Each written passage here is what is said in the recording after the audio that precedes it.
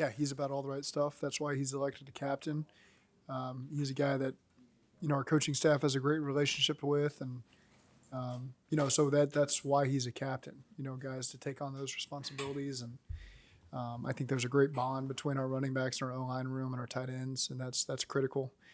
And so, been encouraged by all the feedback we get from all those guys. When there's like a players only meeting like that, how do you as the head coach find out about it? Sometimes we do, sometimes we don't. But again, we got a high level of trust with our players to where there's never any concern of anything that's being discussed. They know that we've got open doors, and plenty of times we've talked through scheme with players and things that can be helpful on their end, on our end. And I think that's the best way to be successful going forward is for everyone to understand why. What's the intent of what we're trying to do, and how can we make it better? And no egos there, and that's the best way to proceed for us. You also kind of compared the start to 2019 when it took them a while to kind of take off. Do you see that comparison at all, or anything similar? I honestly haven't thought back that far. Again, I've got tremendous faith that we'll be heading in the right direction here quickly. How are you guys doing from a health standpoint? T, Higgins, Pratt, do you expect them to be able to play on Sunday? Yeah, pretty good. We'll see early in the week where T's at, but he was out there today in the walkthrough and looked good. He was doing all the stuff in the walkthrough. So he'll get a chance tomorrow to see where he's at for Wednesday's practice. Jermaine made it through the game pretty good. I'm sure he's a little bit sore, but made it through Sunday good. Or Thursday, I guess. How are those guys on IR doing?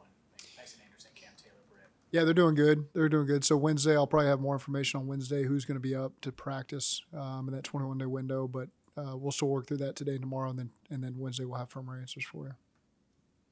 Baltimore, what do you see as the difference between this year and last year? Obviously, new coordinator. You've seen a lot of differences, what they're doing, their secondary or blitzing. Because they're a blitz-heavy team last couple of years. But Yeah. No, there's certainly similarities there, and they've got a lot of guys that have been in that scheme for a while. This coordinator was there and then left and then came back, so it's not all brand new, but there's certainly things that he'll want to do differently, I'm sure. It's just a 4-game sample size you got right now, 4 different styles of opponents as well, so you sort through all that to figure out what's their true identity here. But they've got a lot of players that we've played many, many times before, and they're all back, and so you try to get a good understanding of the personnel and how they use it in their scheme, and then formulate your plan. What do you see in Lamar's passing game that has improved? There's been so much talk about the way he's gone from being a good passer to an exceptional passer. He's always been an exceptional passer. He was the MVP whenever it was. Every time we've played him, he's difficult to deal with. So I don't look at him like, wow, he's better. He's always been top notch. And then he's always been a force to deal with. He's given every team he's ever played problems. We got to work like crazy to have great plans for him and the rest of the offense because the problems that he poses. So to say he looks better this year, he's always been a thorn for everybody he's playing against, and been a tremendous passer. Throws from any body angle, any arm angle, any distance down the field. With pinpoint accuracy, has a great knack, especially with Mark Andrews. They got such a great chemistry together, and you can see that forming with a lot of the other guys, Bateman and Duvernay and all those guys as well, and Isaiah Likely also. So just tremendous amount of respect for him as a football player, and I'd hate to minimize that he looks better this year because he's always been a force to be reckoned with. What did you learn about Jamar in that first game at Baltimore last year with how he played and also how he handled that success that he had? I think the handling of success is what's critical. Is for a player that was new into the league to have that success on that stage against a divisional opponent, and not change anything about the way that he approaches his weekly process and how full is his season. That tells me more about Jamar than anything else. That told me more about Jamar, and then how it's carried over to this season here too. So really proud of him for that. That's just the type of person, type of character that he has. I didn't learn much about him that I hadn't seen on his college tape. That first jumped out when we were studying Joe. So we've always known he's got the extremely high level of potential, and he's doing everything he can to reach that. What was it like to see Burrow have the performances he did in 2021 against the Ravens after kind of the way that game went for him in 20? And what have you learned about him specifically in these kind of matchups against a team like Baltimore? I think 2020 was just a chance for him to get exposure to the different styles of defense he's going to face. It's not that he was I shouldn't speak for him, but it was a chance for him to take a season and reflect back on all those different styles that you're going to see in different environments you're going to be in, and play styles from defenses, and then come back and had a great year last year, obviously, and is looking to build off of that this year. So I think any past performance against teams in your division is always helpful for you to recall, and just against personnel and schemes and stadiums and all that kind of stuff is helpful for our whole team. Have you heard anything from the league, Zach, about concussion protocols changing? I mean, there's been a lot of discussion out of LPA, NFL, talking about changing those. Have they been in touch with you? Not directly, me. Maybe I don't do a good enough checking my email, so maybe in the last, I don't know, today maybe I got to send an email. Who knows? But no, not directly. And I guess along those lines, would you expect any changes in the way officials enforce personal foul hits on the quarterback? That one's a tough one for me to answer because that one's out of my hands. So whether they're having that dialogue behind the scenes or not, you just got to keep playing football and let them police it how they want to. You mentioned it was a small sample size, but now you're starting to get to the time of year where you have common opponents. I mean, do you weight watching those common opponents as, maybe greater than watching the Bills game last week for the Ravens? How do you kind of manage reviewing film like that? Now, I wouldn't say as much as maybe people think. We're assessing how they've played against their opponents, and certainly there's as a coach who majors on the offense side of the ball, there are opponents that maybe you don't watch as much, and other teams' offense that just their style of play. Teams are going to play them differently, and so there's useful information within there, but you kind of thin it out a little bit, and you focus more on the teams that maybe they'll play you similarly. So, we've got years of tape to comb through. I know it's a 4-game sample size for this season, but you have plenty of tape to comb through from years past and try to assess what you think the best plan is going to be against them. Mathematically, it was just one of 17 games, one of 10 wins last year. But to go to Baltimore and win the way you guys did, was that more meaningful? Was there an affirmation that came with that victory? Well, we had not done well there since I'd been here, and so I think anytime you can go on a road environment, particularly in the division, and pull out a win is good. For that to sink into your team, that you can go do it. You've done it. Let's go do it again. But certainly there we had not fared well. I know 3 years ago the score was close, but it didn't feel close. And then the next year obviously was they kind of blew us out, and then last year was better. So it's important to go on the road in this division and pull out wins. Those are significant, and that's what we got to go work to do this week. Mixon talks about kind of the poise that Burrow keeps, especially in big games and in tight situations, and how that helps you all. I mean, how big is that, especially in a division that's been historically so close, competitive, and has plenty of good quarterbacks as well? Yeah, I mean the quarterback's a major component and how our team goes. It's for him to play his best in the big moments as he had is critical. The team's got a lot of confidence in him. He's got a lot of confidence in himself, and he puts in the work to make sure that he's prepared. So when he walks on the field, that he's going to be at his best. And so we've all got confidence that he's able to do that each week. On paper, this looks like a pretty big swing game in terms of who's going to eventually win the division at the end of the year. Do you guys feel that way? That this is definitely has, given the fact that everybody's tied right now, this is the first game against Baltimore, that it carries a lot of long-term ramifications. It's week 5, and all division games are important, and so that's all we're focused on is getting a divisional road win. Mixon talked about, and some of the offensive line, that they're so close to breaking out and just inches away. And I know you've harped on it a little bit too. What is it that is so close that it just needs to happen for the run game to just click? Well, yeah, I mean we're talking inches. We're talking sustaining a block for another quarter of a second, hitting a hole a quarter second sooner, digging out of safety a quarter second sooner. So I mean it can be a bunch of various different things based on the scheme for that play. But again, it's something that we assess every week, every game, trying to formulate the best plan to go rush for as many yards as we can to win the game. The hardest part of that for a running back, Joe talked about patience, but if something's off a little bit, not trying to freelance, thinking I could do something, and then make it worse. When you get older, you realize you just stick to it.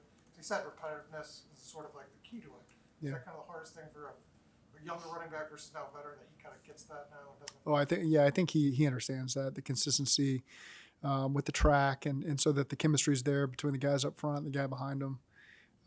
They got to know where you're at. You got to know how they're going to hit their blocks. And so again, I know a lot's made of it, but we feel like we'll be heading in the right direction. When the schedule came out and you saw all 3 division road games were prime time, what was your reaction? I don't know that I process it that way. I probably just looked at who we playing first. You do a quick scan on how the season's going to fall, but I don't know that I ever thought of it that way, to be quite honest with you. It's probably not the answer you're looking for, but that's the truth. Were you paying attention to that 30-minute window yesterday afternoon that went pretty well for you? I was watching on my phone. I was at a flag football game, and so I was just scanning the scores on my phone, trying my best to keep up and keep my eyes on the real game as well. Can you describe the importance of Trey Flowers in your defense, especially in a matchup like this one? Trey's done a great job. Trey steps up. He plays his role to a T. He does a great job on special teams. And then, the different roles that Lou and those coaches put him in on defense. He brings a lot of confidence with his play. Made a lot of big plays for us versus some tough matchups, whether it's in zone or man coverage. Trey just does a really good job. And, that's one of those midseason pickups last year that's really paid off well for us. And so credit to Duke and those guys and turning over all those rocks last year to get a player like that, we got on the last year of his deal, I think, and then re-signed him this offseason. And so Trey's played a big role for us, and we're happy to have him. How big was that Baltimore game for him last year? Because after that, you were confident putting him up against any tight end in the league. I just think he did a good job when his number was called, whether it was against Baltimore or Kansas City or whoever, San Francisco, all those teams he had to play against and play that role, against some of those bigger guys. He's got a lot of confidence about him, and we've got a lot of confidence in him as well. Coach Harbaugh went for it at the end of the game yesterday, 4th and goal. I was curious your guys' thoughts on those types of situations and if there's a different mentality playing against a coach. I mean, that's certainly not the first time that does that all the time. It's very aggressive analytically.